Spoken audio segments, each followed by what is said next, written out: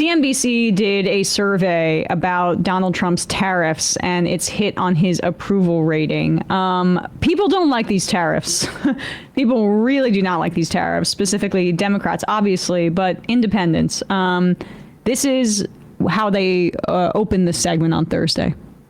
All America survey, it is out, and our own Steve Leisman is at the table. He's got the results for you. Good morning, Andrew. Tariffs look to be taking a political toll on President Trump, along with uncertainty and inflation. The CNBC All America Economic Survey finding President Trump's approval rating at 44%, with 51% disapproving. While it's negative, it's slightly above where he was when he left office in 2020. But the poll Can you pause it? Slightly above where he left office in 2020. What was happening around that time? The coup attempt. People were pretty upset about that. Also, I read it in headlines this morning. The average for the first quarter of a presidency, like the first 4 months, 3 months of a presidency, is 60% approval rating, because this is the honeymoon period where people are like, let me give this person a chance. Unless you're a partisan on either side, you're going to say, maybe this time will be different. Maybe this guy's going to be good. And I say guy because that's what it's been. Maybe this guy's going to be good. So it's an average of 60%. Biden only started to get below his disapproval, hitting above his approval during the time when there was the Afghanistan withdrawal. But also, I would say COVID stimulus money was drying up at that time. So it's hard to draw a causal connection to anything. But this is extremely bad for a president who was only in the first 3 months of his administration to be at the majority opinion of being disapproval. Economic approval at 43% compared with 55% disapproving. It is the lowest economic approval in any CNBC poll while President Trump has been in office, and his first net negative showing on the economy. The president maintains strong support from his base, but he's deeply underwater. That is approval minus disapproval on the economy, with Democrats and independents together. In the survey of 1,000 people nationwide, the president has strong support on protecting the southern border. That plus 12 net number you're looking at on your screen or listening on the radio reflects 53% in favor and 51% opposed. He also has a majority favoring his policies deporting illegal immigrants. But the public, net negative on his... But I'll just say those aren't 80-20 splits, as Gavin Newsom might say, even on the things that he's strong on. No, and I encourage people to read this American Prospect article by Ryan Cooper about how a lot of these poll numbers may be a mirage. This is also a lag, right? So this has been the Kilmar Abrego Garcia case has been the water cooler topic across the country for the past week. And we'll put up some numbers in YouGov that show that his immigration numbers are already dipping in just a second. YouGov and The Economist did their own survey. But yeah, that's his one issue. It's like if Bernie was president and healthcare was one of the topics. I think his approval would be pretty damn high. It's because that would be his central campaign focus. Yeah. Actions to reduce federal government spending and the federal workforce, as well as on foreign policy, tariffs, and especially inflation. Support from his own party, it's still strong on tariffs, but you can see it's below their overall approval of the president, and it's well below water among Democrats and independents. They are lower still on the issue of the president's handling of inflation. I'm sorry, just pause, keep it up there. Well, that's an interesting chart too, but just the negative double-digit numbers on inflation and tariffs from independents, that is really underwater. Trump's floor is very high because of those Republican numbers that you see there. But this is the thing, is that everybody who isn't already in the cult, it's going to be really hard for him to pick up more votes. But keep going. Lower still on the issue of the president's handling of inflation. Views on the outlook for the economy show that December bump in optimism from the Biden era that greeted President Trump's election, well, it's now been wiped out. The 49% who think the economy will get worse is the highest since 2023. Republican pollster for our poll, Michael Roberts from Public Opinion Strategy, said we're in a turbulent kind of maelstrom of change when it comes to how people feel about what's going to happen next. It's unclear how much these results matter to a president who stayed the course on tariffs amid warnings of recession and a big drop in the stock. He didn't, though. No. Well, I mean, the 10% backed blanket off. tariff is going to be inflationary. Right. Of course. Yeah, that stuff is But stupid. yes, he backed off his Liberation Day. Navarro formula. Yeah. He called it Liberation Day.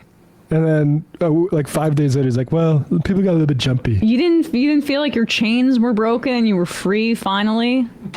I don't think that happened in the Civil War, where the Emancipation Proclamation was announced, and then all of a sudden Abe's like, okay, well, we're getting a little bit crazy with it. Okay, let's just relax. Yippee. A little bit yippee. One more? A little bit. Market. The public's congressional preference, 48-46 for Democratic control, just barely changed from December. So it doesn't look, folks, like the Democrats are picking up God support damn it. here, but the president on the economy appears to have lost quite a bit. All right. Well, yeah, I mean, that's a little bit of an indictment of the Democrats, but we don't need to run with too much polling. It just is. Yeah, go ahead, Matt. I mean, that's the thing, is why all these sort of Democrats that proved the entirety of last year that they don't actually understand what's going on with the American people and their sort of kitchen table issues, they act like these sorts of things are separate, like the border crackdown versus tariffs. They're actually the same thing, which is our capitalists displacing the blame for the reason you're having to work harder for less, and your parents are having to work harder for less, and everyone you loved is having to work harder for less than they thought they would 30 years ago. It's because you've been robbed by these sorts of people who have been, again, like, yeah, like we can't just be the reason like these it's not going to go to the Democrats is because they haven't elaborated a actual party-wide vision for this. It is going to people like AOC and Bernie, who have a very clear, and actually the enemy, the correct enemy, and not just a enemy, the enemy of our time, which is oligarchs. Yes. Yeah. Right. And the Democrats are struggling to identify a villain. The Republicans used immigrants, although I think those numbers are slipping. Just a screenshot I sent in our chat. Adam Carlson and G. Elliott Morris put this graphic together for strength in numbers. But this is from The Economist, I think. Either way. Source looks like GelliottMorris.com. Yeah, but the data they got from G. Elliott Morris. G. Elliott in the earlier part of this survey was from YouGov and The Economist. But this I think is a collection, the average. So you see that immigration is going down. You see immigration is falling, and it's just going to keep falling in my view. Not that this necessarily matters much. It does matter for the midterms. He's still in office. But you have to wonder when Republicans start to change their calculation about how they're approaching things. You saw Senator Kennedy from Louisiana start to go after Trump on tariffs. And Rand Paul did too. Although they're always just like the president's really thinking correctly here. It's just the execution. I mean, they're tiptoeing around it. But this is where it gets, this is how politics work and power works. The Republicans, they want to get their agenda across. They want these tax cuts for the rich, which are coming in the fall. And then I think you begin to see some more reaction to these numbers. And you should never vote for Republicans, but it will be, I think, an aesthetic change if they're able to deliver for their donors and for rich people with this budget bill that's coming up in the fall. This is I think I saw this on it's not like you said, like breaking with Trump and then doing it constructively are two different things, but this is Kennedy yeah. on tariffs.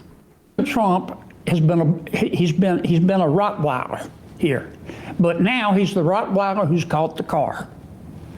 And that's the moment that we're in now. Can you pause it? I'm sorry. I just this is not a flattering comparison. When we talk about the dog that caught the car, it usually means they're irrationally chasing the car. And then when they get it, they don't know what to do with it. That's exactly right. John Oliver actually made that exact same point. Oh, he did? He said, yeah, famously, the whole thing about that is the dogs don't know what to do. Right. They can't possibly know what to do once they caught the car. It's not, oh, I've caught the car, now let me implement my industrial policy. It's not the noble act of the dog chasing the car. And I like that he's the Rottweiler dude. Yeah, he's not a wiener dog. Yeah, no, hell no. I guess.